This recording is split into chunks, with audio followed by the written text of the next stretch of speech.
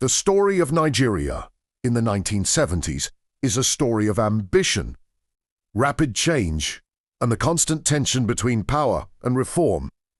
Among all the figures who shaped this turbulent decade, General Murtala Ramat Mohammed stands out, bold, decisive, and uncompromising, yet less than a year into his rule.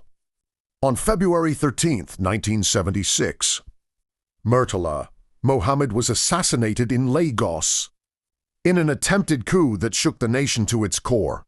Why was he targeted? What forces converged to end the life of one of Nigeria's most iconic leaders? And how did his assassination change the trajectory of Nigeria's political history? This is the story of a man who sought reform, faced resistance, and became a symbol of courage and a cautionary tale of power in a volatile era. Section 1. Nigeria after the Civil War. To understand Murtala Mohammed, we first need to understand Nigeria in the mid-1970s. Nigeria had endured a brutal civil war from 1967 to 1970. The Biafran conflict, which left deep scars. Millions had died, families were displaced, and the nation's economy was struggling to recover. Afterward, General Yakubu Gowon continued to lead Nigeria with promises of national reconciliation. But by 1975, growing dissatisfaction within the military, coupled with concerns over corruption and delays in transitioning to civilian rule, created a fertile ground for change. On July 29, 1975, Gowon was overthrown in a bloodless coup led by younger officers. Murtala Mohammed Privilegier emerged as the new head of state, a figure both feared and admired.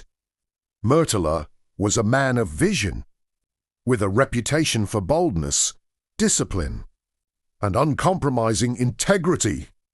To many Nigerians, he was a beacon of hope, a leader who could restore order, root out corruption, and chart a path to democratic governance.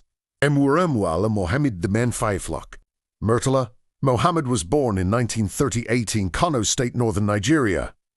He was educated at the Kano Provincial Secondary School before joining the Nigerian Army in 1958. By the time he became head of state, he was a highly respected officer, known for his integrity and discipline.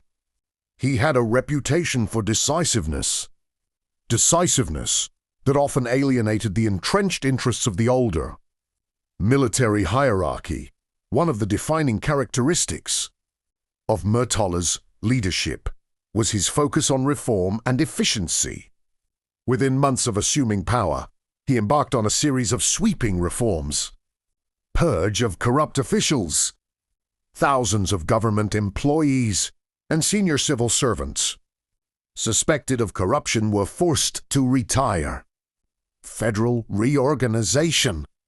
He began plans to move the federal capital from Lagos to Abuja, a move designed to unify the country and reduce congestion and influence of entrenched elites. Anti-corruption measures.